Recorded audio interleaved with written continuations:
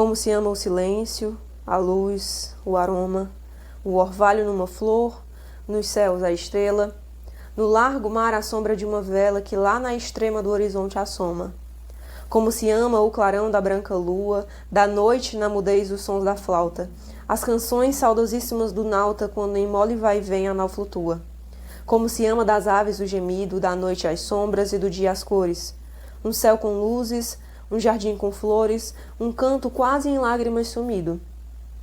Como se ama o crepúsculo da aurora, a mansa viração que o bosque ondeia, o sussurro da fonte que serpeia, uma imagem risonha e sedutora.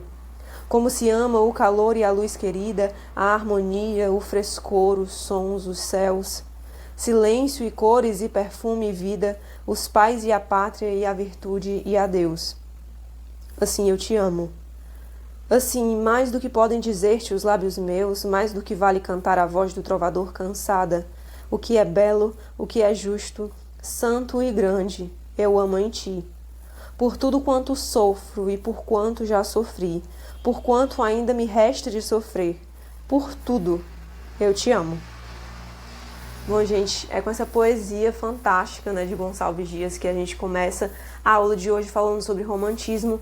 É uma escola literária que vai ser a primeira da era nacional brasileira e ela tem assim uma carga tão grande de conteúdo que influencia até os dias atuais.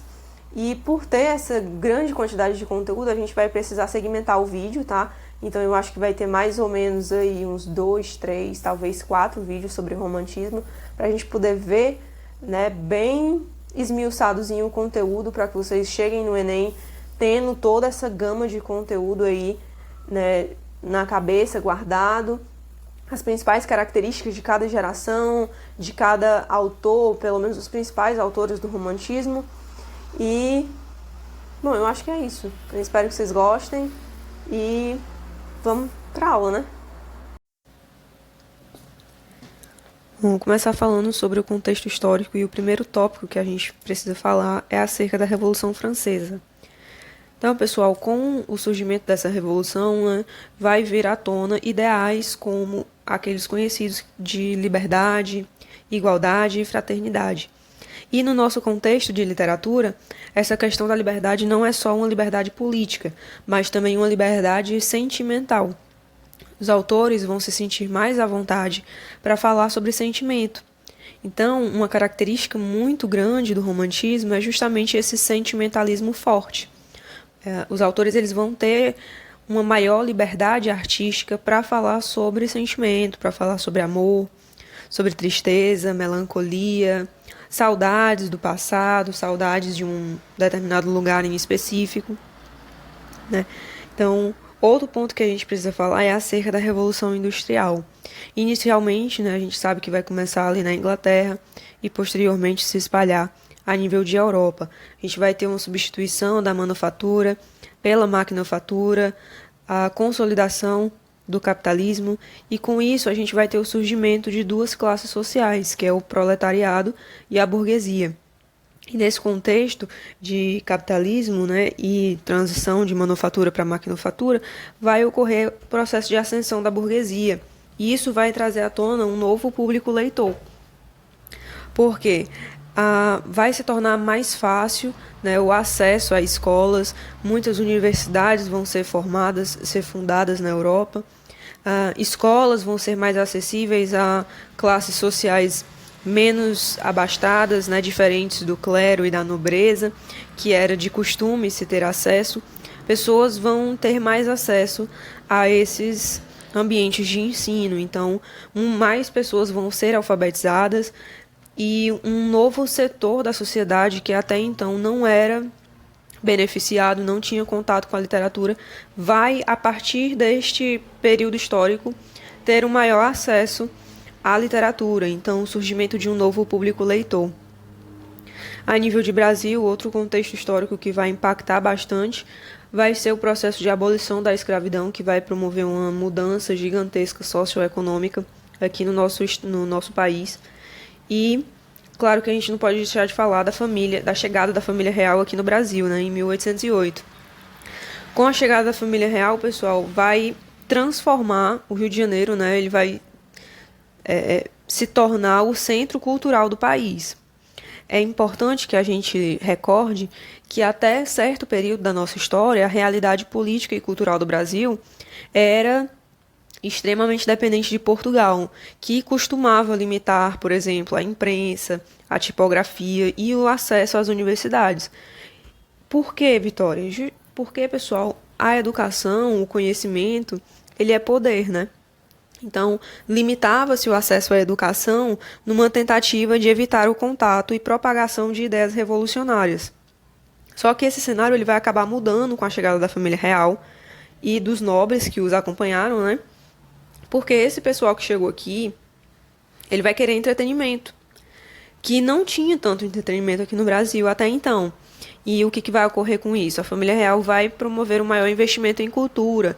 Então, vai ter, né, uma construção de universidades, de bibliotecas, teatros.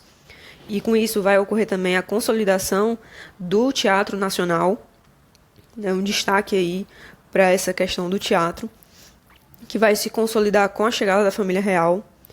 Um acervo gigantesco de livros vai ser trazido de Portugal, justamente para promover esse entretenimento. Vai ocorrer a instalação de jornais, tipografias, e tudo isso vai provocar o barateamento de livros. Então, setores menos favorecidos da sociedade vão, a partir de então, ter um acesso à literatura. E esse maior investimento em cultura vai fazer com que muitos cientistas e artistas venham aqui para o Brasil. E a gente não pode passar sem falar sobre a missão francesa, que foi justamente isso, né? Muitos artistas franceses vieram aqui para o Brasil com o objetivo de iniciar o ensino regular de arte. Isso aconteceu aí mais ou menos em 1816 e chegaram aqui e fundaram, né, a Academia de Artes e Ofício, que hoje em dia é conhecida como Academia Imperial de Belas Artes. O destaque da pintura desse período vai para Debré, que é esse primeiro quadro aqui, e Victor Meirelles, que é esse segundo quadro. Esse segundo quadro aqui, certo? Então, assim, Debré, ele vai pintar quadros mostrando os costumes e a cultura dos brasileiros, né? Essa miscigenação, as cores do país, as relações sociais, justamente para mostrar para a Europa a nossa nação, o Brasil, vai levar o Brasil para a Europa, digamos assim. Então, pessoal, o romantismo ele vai surgir na Europa, certo? O primeiro livro publicado com essas características românticas é o livro do Goethe chamado Os Sofrimentos do Jovem Werther, publicado ali na Alemanha. A gente também não pode deixar de falar sobre a poesia ultra-romântica do Lord Byron, na Inglaterra, e um destaque também para Edgar Allan Poe. Esses dois autores eles vão influenciar bastante a segunda geração do romantismo. A gente vai falar mais especificamente sobre isso em outro vídeo, tá bem? Eu trouxe aqui só um trecho traduzido de um poema do Poe chamado O Corvo, e uma característica que eu queria comentar com vocês, que é bastante interessante, que tem no original e felizmente, né, permaneceu aí na tradução, é justamente essa característica de musicalidade, porque o autor ele vai utilizar desse recurso para causar o maior nível de imersão do leitor nesse ambiente lúgubre, soturno, melancólico, até mesmo macabro, que o poema em si já tem. Mas esse recurso é utilizado para levar assim, ao extremo, né? Para que o leitor consiga perceber ao máximo esse ambiente pesado que o poema tem. Então, eu trouxe aqui um trechinho só para instigar vocês a pesquisarem um pouco mais sobre, lerem o poema na íntegra, se possível, ouçam o poema na versão original, né, que é o inglês, para vocês perceberem o quão a musicalidade ela é importante para passar para o leitor, né, esse ambiente lúgubre do poema. Então, existem aqui no YouTube mesmo interpretações assim fantásticas desse poema. Se possível, escutem as interpretações, porque é bastante interessante, tá? Em relação às características gerais do romantismo aqui no Brasil, a gente precisa lembrar que o Brasil ele vai passar por um processo de independência, né? E com isso tem-se a necessidade de criar uma literatura própria. uma literatura que vai refletir justamente essa realidade de novo país que estava surgindo. Então, com isso, a gente vai ter uma característica marcante do romantismo, que é o sentimento de nacionalismo, né? Você tentar criar no público leitor essa identidade nacional. Então, com isso, vai se ter a busca pelo herói nacional, que era justamente uma forma de você criar, né, no leitor esse sentimento de nação. Então, isso vai ser personificado na figura do índio, que vai simbolizar o passado glorioso, né, da nossa nação. É interessante a gente destacar também que, a nível de escultura e arquitetura, vão permanecer os modelos neoclássicos, tá? O público-alvo dessa escola literária vai ser justamente a burguesia, né? Então, esse período literário ficou conhecido como a arte da burguesia em ascensão. Então, vai falar sobre a vida social, sobre os costumes, o que eles gostavam de fazer. E, além disso, a gente vai ter também expressão de sentimentos dos descontentes, então daquelas outras classes sociais que ficaram descontentes com a ascensão da burguesia. Então, principalmente a nobreza, que perdeu privilégios para que a burguesia ascendesse socialmente, e também o descontentamento da pequena burguesia que não conseguiu ascender. Então, aqueles pequenos comerciantes que não conseguiram tantos privilégios quanto a burguesia, os grandes burgueses, né? Então, pessoal, com o surgimento desse público leitor, né, de um setor da sociedade, de setores, melhor dizendo, da sociedade que não tinham tanto contato com a literatura, foi necessário fazer uma adaptação de linguagem dessa literatura, né? Então, a linguagem ela se tornou mais acessível, vai ser uma linguagem mais fácil, mais simples, com mais liberdade artística. Então, vários poemas, né, vão ser livres, vão ser versos brancos, vão ser versos sem rimas, sem ter uma métrica muito bem estabelecida, né? Os artistas eles vão ter mais liberdade de expressão quanto a isso também, tá?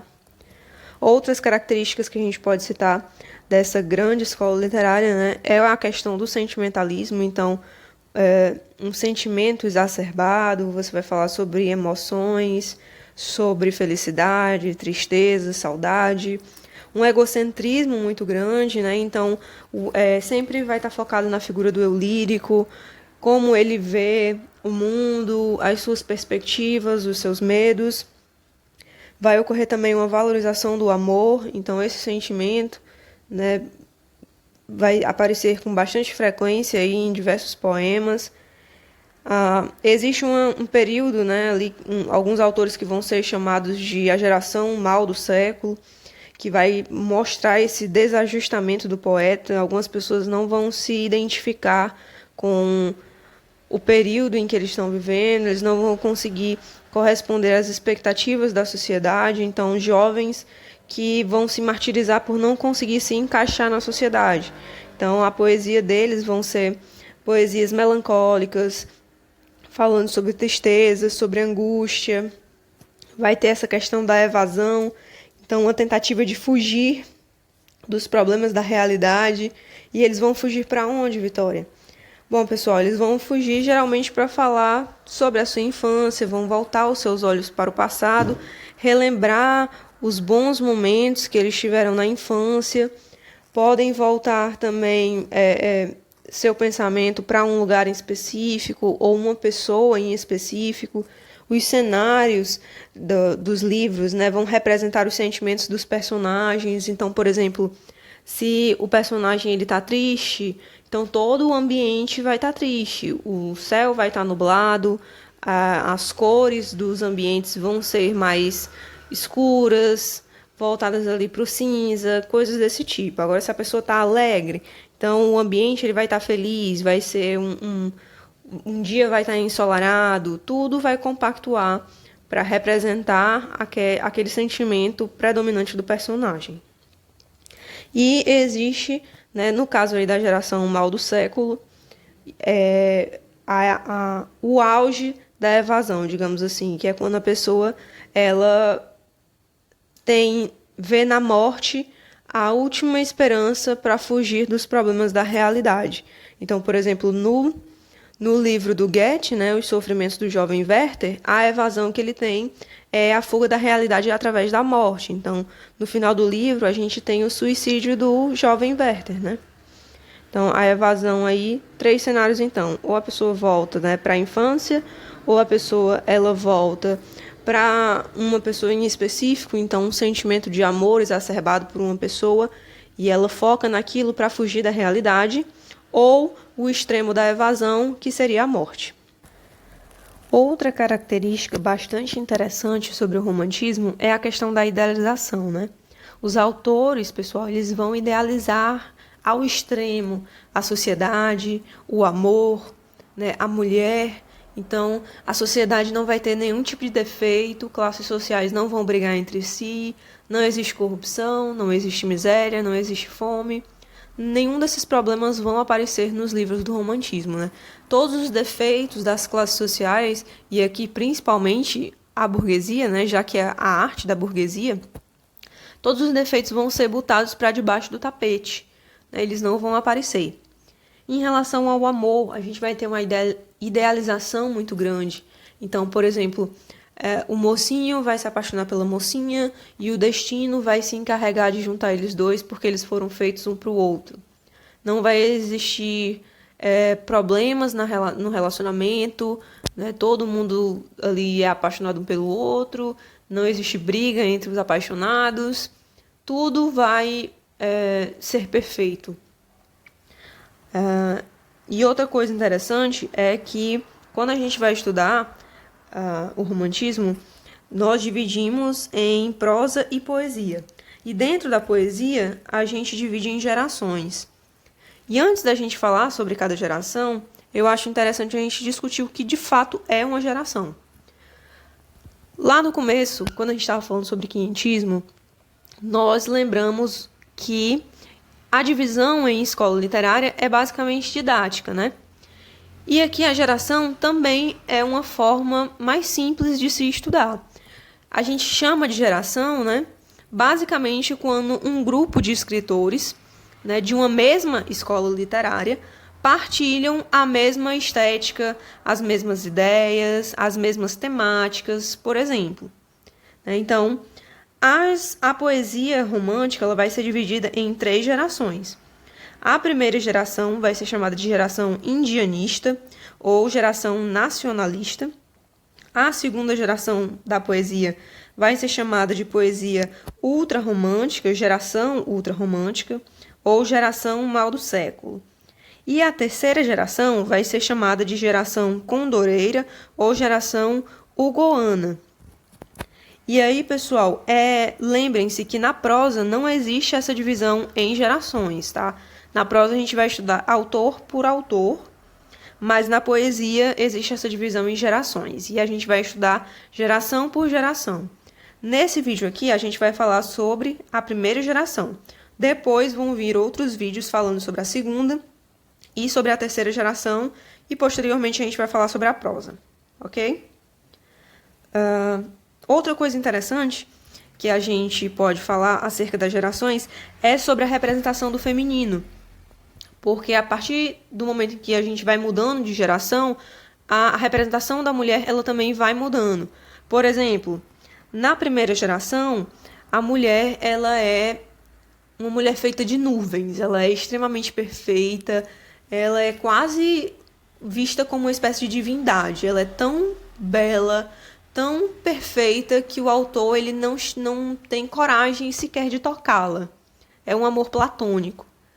Já a segunda geração, essa mulher ela é mais tátil, né? Ela é bonita, ela é bela, ela é prendada, mas o autor ele já começa a ver alguns aspectos ali sobre o corpo da mulher, sobre não chega a erotizá-la, mas ela já é um pouco mais tocável, digamos assim, do que aquela mulher etérea e feita de nuvens da primeira geração.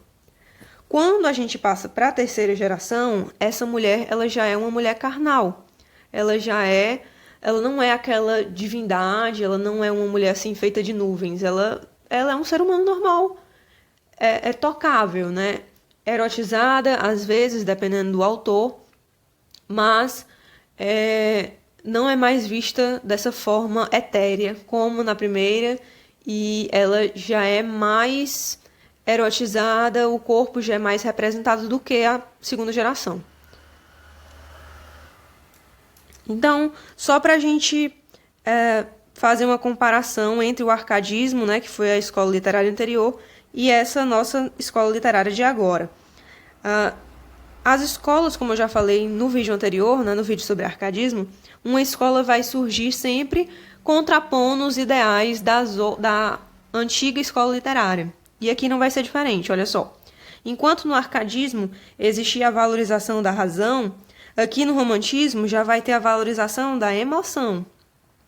Enquanto no arcadismo existiam diversas poesias falando sobre mitologia pagã, aqui no romantismo a gente já vai ter a religiosidade cristã voltando ali, né? A questão do nacionalismo, da valorização do índio, né? Que é o indianismo. Enquanto no arcadismo tinha uma linguagem simples, porém ainda erudita, no romantismo já vai ser uma linguagem mais popular, já vai ser uma linguagem mais acessível para esse novo público leitor que está surgindo.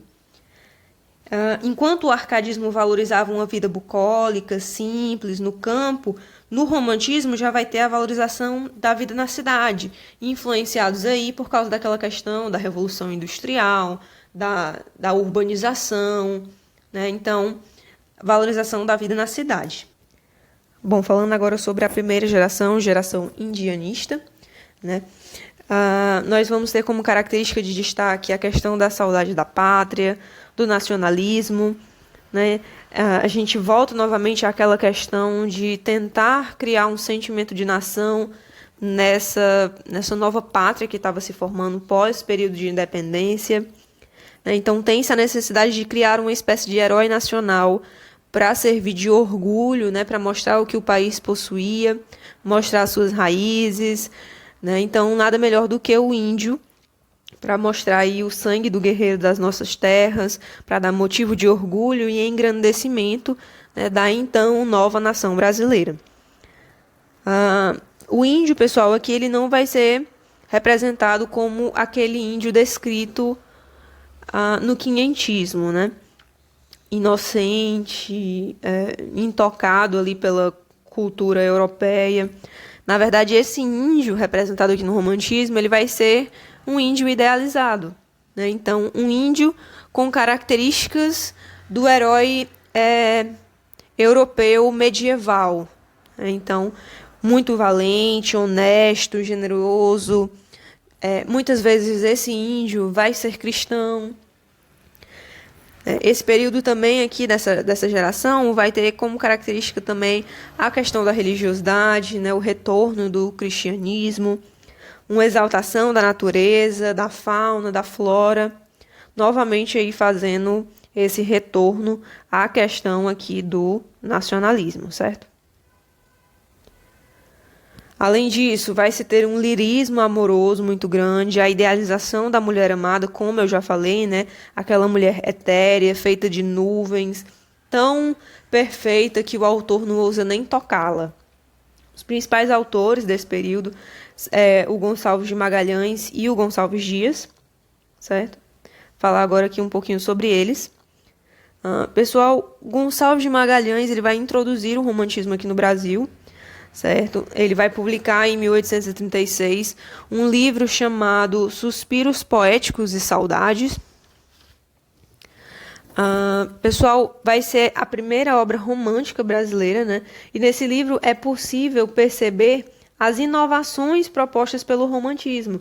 Então, a questão da subjetividade, né? A liberdade na forma do texto, na métrica, como um meio de se expressar. Então, uma liberdade artística maior, a questão do individualismo, a temática voltada aí novamente para a saudade, para a solidão, uma exaltação da natureza, da pátria, falando também sobre amor, falando às vezes sobre morte.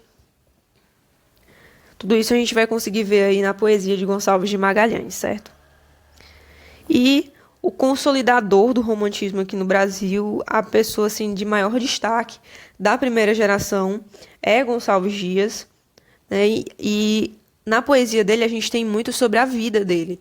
Então a gente não consegue entender de fato a sua poesia se a gente não entender o que se passou na vida desse cara. Então, pessoal, só falando um pouquinho aqui sobre a vida dele, né? Quando ele tinha 6 anos de idade, o pai se separou da mãe para poder casar com outra mulher e levou o filho junto. E aí, Gonçalves Dias cresceu ali no meio da casa de comércio do pai. E o plano era, assim que ele terminasse os estudos na escola dele, ele iria cursar direito na Universidade de Coimbra. Só que aí o pai dele acaba falecendo e a família passa por algumas dificuldades, mas a madrasta consegue dar o apoio que ele precisava e mandou ele para Portugal.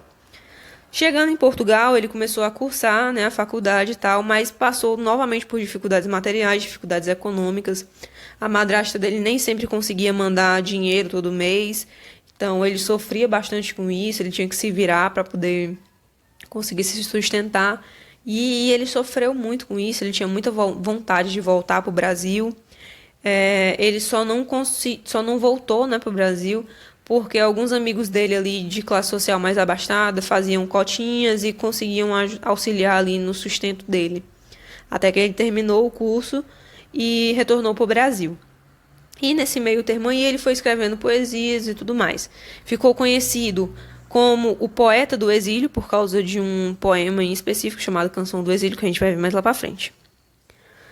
Características da lírica, né, de Gonçalves Dias. A gente vai ter uma nostalgia muito grande, mágoa dos amores que foram contrariados pelo destino, que não conseguiram se concretizar, saudade da pátria muito, muito grande. Novamente aquela questão do indianismo, né, do índio idealizado. Ele via o consolo em relação à saudade da pátria, né, em relação a essa mágoa dos amores. Ele via o consolo na natureza, né, nos afetos dos amigos, nos afetos da família. A linguagem que ele utiliza na lírica dele é bastante simples, né? Ele escreveu, além de poesia lírica, tentou escrever uma épica chamada Ilíada Americana, só que o manuscrito ele se perdeu em um naufrágio que aconteceu com Gonçalves Dias. Bom, esse aqui é o famoso poema, né, de Gonçalves Dias, chamado Canção do Exílio. Eu acho que todo mundo que está assistindo o vídeo já ouviu pelo menos um trechinho, né? Então, falando em relação ao Brasil, comparando com Portugal, que era onde ele estava quando ele estava cursando a faculdade. Então, olha só. Minha terra tem palmeiras onde canta o sabiá. As aves que aqui gorjeiam, não gorjeiam como lá. As aves que aqui gorjeiam, ele está se referindo ao quê? À cidade de Coimbra, né? Não gorjeiam como lá. Lá onde? No Brasil. Nosso céu tem mais estrelas. Nossas várzeas têm mais flores. Nossos bosques têm mais vida. Nossa vida, mais amores. Em cismar sozinho à noite, mais prazer encontro eu lá. Minha terra tem palmeiras, onde canta o sabiá. Minha terra tem primores, que tais não encontro eu cá. Em cismar sozinho à noite, mais prazer eu encontro lá. Minha terra tem palmeiras, onde canta o sabiá. Não permita, Deus, que eu morra sem que eu volte para lá, sem que desfrute os primores que não encontro por cá, sem que ainda aviste as palmeiras, onde cantam o sabiá. Então a gente percebe, né, pessoal, a questão aqui, olha só, da saudade da pátria aparecendo como destaque, né? A nostalgia da terra em que ele viveu e cresceu, né? E o consolo por meio da natureza.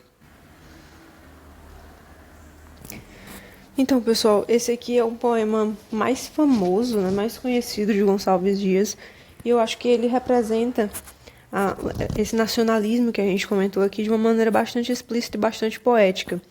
É tanto que percebam que esse trechinho do poema ele é representado, né, ele aparece no nosso hino nacional. Olha só. Teus risonhos lindos campos têm mais flores, né? Nossos bosques têm mais vida. Nossa vida no teu seio mais amores. Então, uma cópia, né, copiado aí esse trechinho de Canção do Exílio para representar o nosso hino nacional, o nacionalismo. Então, pessoal, aqui a gente tem um exemplo de lírica amorosa de Gonçalves Dias, Vocês vão perceber que o amor ele vai ser muito, muito, muito idealizado. Vai ser um amor assim perfeito, né, capazes de grandes atos de bravura e por aí vai. Não só nesse poema, Se Morre de Amor, né, mas na verdade em boa parte dos poemas que ele fala sobre esse tipo de sentimento. Como, por exemplo, no que eu recitei para vocês no início desse vídeo, né, chamado Como Eu Te Amo.